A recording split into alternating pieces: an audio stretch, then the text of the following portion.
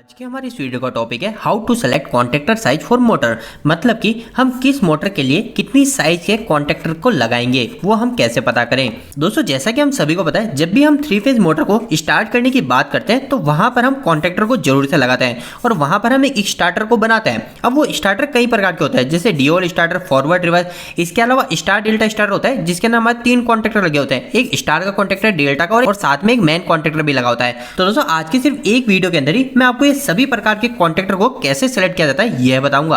तो दोस्तों वीडियो को स्टार्ट कर लेते हैं। तो दोस्तों कॉन्टेक्टर को सेलेक्ट करना काफी ज्यादा आसान है, चाहे आप डीओल के लिए करें, चाहे रिवर्स, फॉरवर्ड या फिर स्टार डेल्टा। पर इसके लिए आपको सिर्फ सबसे पहले एक चीज पता होनी चाहिए, वो होनी चाहिए हमारी मोटर का फुल लोड करंट। आखिर में हमारी मोटर का फुल लोड करंट कितना है। अब दोस्तों यह जो मोटर का फुल लोड करंट है, यह आपको आपकी मोटर की जो नेम प्लेट है उस नेम प्लेट पे आसानी से मिल जाएगा। वहां पे एम्पियर करके लिखा होगा या फिर FLA लिखा होगा, मतलब फुल लोड एम्पियर। तो आप वहां से जाके आपकी मोटर का एम्पियर को देख सकते हैं। इसके अलावा दोस्तों अगर आपकी मोटर पुरानी हो चुकी है और आपको आपकी मोटर पे नेम प्लेट नहीं मिल रही है तो आप क्या कीजिएगा, तो उस समय मोटर का फुल लोड एम्पियर आपको खुद को निकालना पड़ेगा। इसके लिए आपको क्या करना है, इसके लिए एक फॉर्मूला होता है जो कि होता है power divide by voltage into √3 into power factor. ये आखिरकार क्या है, तो मैं इसको फटाफट से निकाल भी देता हूं। जैसे कि मैं मान लेता हूं कि मेरे पास में एक 10 किलोवाट की मोटर है और इस 10 किलोवाट की मोटर के लिए मुझे कॉन्टेक्टर को सिलेक्ट करना है कि आखिर इस पे कितने कॉन्टेक्टर लगाऊं। तो दोस्तों सबसे पहले मैं क्या करूंगा, इस मोटर का फुल लोड एम्पियर निकालूंगा। तो इसके लिए मैंने आपको फॉर्मूला बताया, तो यहाँ पे मेरे को क्या करना है, इसकी पावर रखनी है। तो यहाँ पे जो पावर रखी जाती है, जो इस फॉर्मूले के अंदर या फिर इलेक्ट्रिकल लगभग सभी फॉर्मूले के अंदर पावर हमेशा वॉट के अंदर रखी जाती है।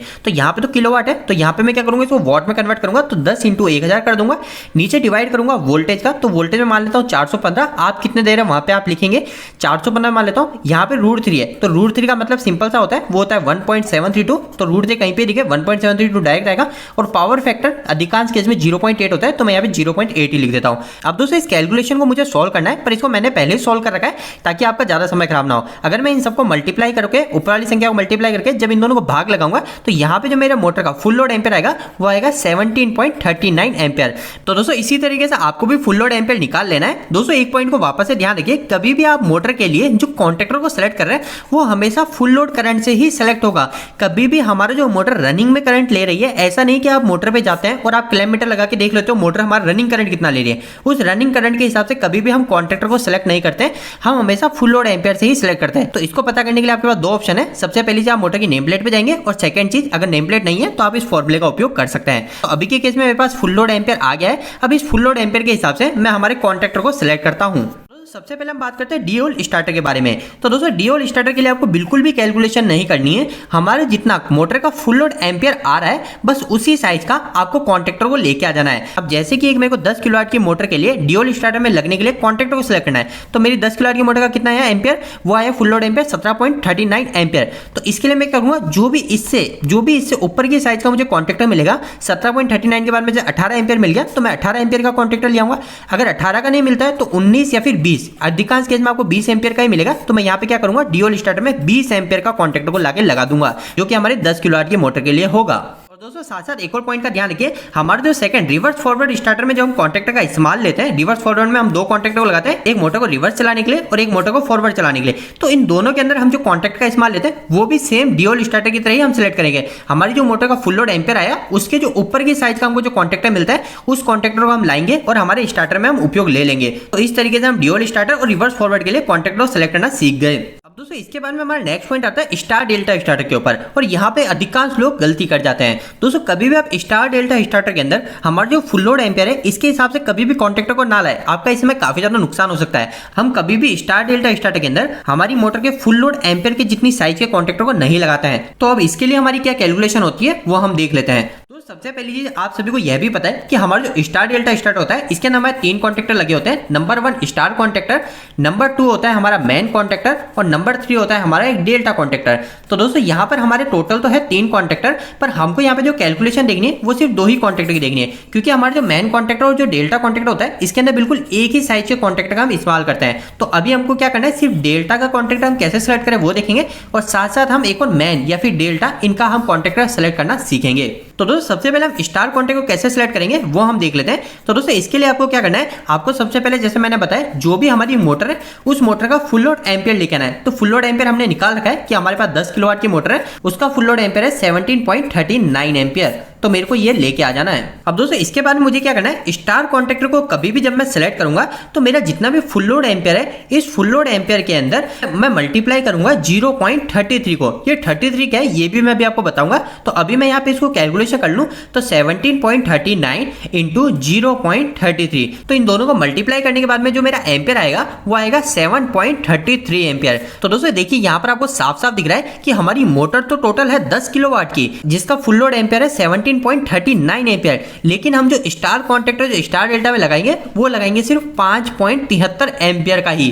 तो यहाँ पे हमारी कितनी सेविंग हो जाती है कॉन्ट्रैक्टर के अंदर। तो इस चीज का आपको ध्यान रखना है, कभी भी हमको स्टार डेल्टा स्टार्टर के अंदर फुल लोड एम्पियर के हिसाब से कॉन्ट्रैक्टर को नहीं लगाना है। तो दोस्तों अब हम यह बात कर लेते हैं कि आखिर हमने यहाँ पे 0.33 से मल्टीप्लाई क्यों किया है, फिर बाद में हम मैन या फिर डेल्टा के कॉन्ट्रैक्टर को कैसे सेलेक्ट करेंगे वो हम जानेंगे। तो यहाँ पर दोस्तों इसको मल्टीप्लाई करने का सिर्फ एक ही रीजन है, वो काफी ज्यादा सिंपल है। जैसा कि हम सभी को पता है जब हम मोटर को स्टार में चलाते हैं तो क्या होता है, उस समय हमारी मोटर जो होती है वो √3 गुना करंट कम लेती है। ये आखिर किस तरीके से होता है, तो आप सभी ने देखा है हमारी जो 3 फेज की मोटर होती है उसके अंदर क्या होती है, 3 वाइंडिंग होती है। इसको अच्छे से समझने के लिए आप हमारा स्टार डेल्टा स्टार्टर कैसे काम करता है वो वीडियो देखिएगा, आपको बिल्कुल अच्छे समझ में आ जाएगा। वो वीडियो मैं इसी वीडियो के एंड स्क्रीन में डाल दूंगा।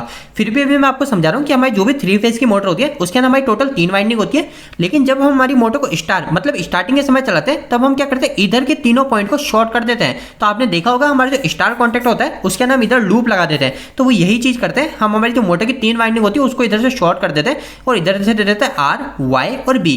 मतलब कि इस समय हम मोटर की एक वाइंडिंग के अंदर 440 वोल्टेज नहीं देते हैं, इस समय हम देते हैं जो भी हमारे वोल्टेज जैसे 440 वोल्टेज डिवाइड बाय √3, मतलब √3 वोल्टेज हम कम देते हैं। ये चीज का आपको ध्यान रखना है। तो यह जो मोटर के स्टार्टिंग के समय हम √3 वोल्टेज कम देते हैं, इसी कारण से हमारी जो मोटर होती है वो स्टार्टिंग के समय काफी कम करंट भी लेती है। तो इसीलिए हम फुल लोड एम्पियर के अंदर 0.33 से मल्टीप्लाई करते हैं। अभी 0.33 ही क्यों, तो जैसा कि मैंने आपको बताया अभी हम क्या करेंगे, √3 में हमने वोल्टेज कम किया तो √3 एम्पियर भी कम होगा। तो √3 एम्पियर कम होगा तो 1 डिवाइड बाय √3, और जब मैं ये 1 डिवाइड बाय √3 करूंगा तो यहाँ पे जो मेरा आंसर आता है वो आता है 0.33। तो यह जो 0.33 वैल्यू है इसी से ही हम फुल लोड एम्पियर से मल्टीप्लाई करते हैं, जिससे हमको स्टार कॉन्ट्रैक्टर की वैल्यू पता चल जाती है। तो दोस्तों इसके बाद में हमने 4 कॉन्ट्रैक्टर की साइज को तो निकालना सीख लिया है। अब हमारे पास में सिर्फ एक कॉन्ट्रैक्टर बचता है जो कि है डेल्टा का। तो मैन का यहाँ पे मैं क्यों नहीं बोल रहा हूँ, क्योंकि जैसा कि मैंने आपको बताया जो हमारा डेल्टा कॉन्ट्रैक्टर होगा सेम साइज का ही मैन का कॉन्ट्रैक्टर भी लगाते हैं। तो अब नेक्स्ट पॉइंट क्या है, हम डेल्टा और मैन कॉन्ट्रैक्टर को कैसे सेलेक्ट करते हैं वो हम देख लेते हैं। अब दोस्तों इस कॉन्ट्रैक्टर को भी सिलेक्ट करने के लिए हमको हमेशा की तरह क्या पता होना चाहिए कि हमारी जो मोटर है उस मोटर का फुल लोड एम्पियर कितना है। तो हमारी मोटर का मैंने निकाल रहा है 10 किलोवाट की मोटर है, उसका फुल लोड एम्पियर है 17.39 एम्पियर। तो मैं इसी के हिसाब से इस कॉन्ट्रैक्टर की वैल्यू निकाल देता हूँ। अब दोस्तों जो डेल्टा और मैन कॉन्ट्रैक्टर को सिलेक्ट किया जाता है उसके लिए सिंपल सी बात यह है कि हमारा जो फुल लोड एम्पियर है उस फुल लोड एम्पियर के अंदर मल्टीप्लाई करेंगे 0.57 से। अभी 0.57 से क्यों किया ये भी हम जानेंगे। सबसे पहले हम आंसर निकाल लेते हैं। तो फुल लोड एम्पियर हमारा कितना है 17.39 एम्पियर, और मल्टीप्लाई करूंगा मैं 0.57 से। तो यहाँ पे जो मेरी वैल्यू आती है वो आती है 9.91 एम्पियर। तो इससे हमको ये पता चलता है कि हमारी जो 10 किलोवाट की मोटर है उसके अंदर हम डेल्टा और मैन के लिए जो कॉन्ट्रैक्टर को सिलेक्ट करेंगे वो करेंगे 9.91 एम्पियर के कॉन्ट्रैक्टर को। अब दोस्तों आखिर में 0.57 से ही हमने क्यों मल्टीप्लाई करा, तो इस चीज को आप 2 पॉइंट से समझ सकते हैं। सबसे पहली चीज तो आप इसको याद रखने के लिए ऐसे भी देख सकते हैं कि 0.33 से हमने स्टार के लिए मल्टीप्लाई करा था। तो अगर मैं 1 माइनस 0.33 करता हूं तो यहां पे मेरा आ जाता है 0.57। तो इस तरीके से आप पता कर सकते हैं, पर ये एक सही तरीका नहीं है, ये सिर्फ याद करने के लिए मैंने आपको बताया। पर आखिर इसके पीछे का रीजन क्या है, तो इसके पीछे का रीजन है दोस्तों हमारी जो मोटर है ये हमारी मोटर है 3 फेज की। अब जो 3 फेज की मोटर होती है इस 3 फेज की मोटर के अंदर जैसा कि मैंने आपको बताया हमारी टोटल 3 वाइंडिंग होती है जिसके 6 वायर निकले होते हैं। तो यहाँ पे मैंने वो चीज बना दी है। अब दोस्तों हमारी जो मोटर होती है इसके अंदर हम सभी देखते हैं जब भी हम मोटर के करंट को मेजर करते हैं, जब हम स्टार डेल्टा के अंदर करते हैं तो हमारे जो भी मोटर का करंट आता है जैसे अगर 5 एम्पीयर आए तो 5 इंटू 1.732 करते हैं। वो क्यों करते हैं, वो इसीलिए करते हैं क्योंकि हम क्या करते हैं सिर्फ एक आर फेज का ही करंट को मेजर कर रहे हैं, हम 2 आर फेज के करंट को मेजर नहीं कर रहे। क्योंकि क्या होता है एक आर फेज हम इधर देते हैं मोटर की वाइंडिंग में, एक दूसरी साइड इस जगह देते हैं। तो जैसा कि मैंने आपको बताया अगर आपको इसको अच्छे से समझना है तो आप हमारे स्टार डेल्टा वाली वीडियो को देख लीजिएगा, वो एंड स्क्रीन में मिल जाएगी। तो अभी आपको सिर्फ इतना से देखना है कि हम क्या करते हैं लास्ट के अंदर 1.732 से मल्टीप्लाई करते हैं, क्योंकि हम हमारी मोटर के अंदर 2 आर फेज की सप्लाई देते हैं, 2 वाई फेज की सप्लाई देते हैं और 2 ब्लू फेज की सप्लाई भी देते हैं। तो यह जो सभी चीजें होती है, 2 आर फेज, 2 वाई फेज और 2 बी फेज, तो इसके लिए हम क्या करते हैं, 2 कॉन्टेक्टर को लगाते हैं। एक कॉन्टेक्टर नहीं, यहाँ पे हमारा 2 कॉन्टेक्टर लगाता है, एक मैन का और एक डेल्टा का। तो यहाँ पे हमारा जो करंट है वो करंट 2 भागों में बढ़ जाता है। और जब हमारा करंट 2 भागों में बढ़ता है तो ऐसा नहीं है कि हमारा 20 भाजक 2 कर देंगे क्योंकि हमने 2 भागों में बांट दिया, ऐसा नहीं है। हम क्या करेंगे, 20 भाजक 1.732 करेंगे। तो इसी चीज को देखते हुए जब हम 1 भाजक 1.732 करेंगे तो यहाँ पर हमारी जो वैल्यू आती है वो आती है 0.57। तो यह जो हमारी 0.57 वैल्यू है, इसी वैल्यू से ही हम हमारे फुल लोड एम्पेयर से मल्टीप्लाई करते हैं, जिससे हमको यह पता चल जाता है कि हमारी मोटर के अंदर मैन और डेल्टा के अंदर कितनी साइज का कॉन्ट्रैक्टर लगेगा। तो दोस्तों उम्मीद है कि आज की इस वीडियो के माध्यम से आप मोटर के लिए कॉन्ट्रैक्टर की साइज को कैसे सेलेक्ट किया जाता है यह पहचान गए होंगे। आपको ये वीडियो कैसा लगा, इस वीडियो को लाइक करके जरूर बताएं।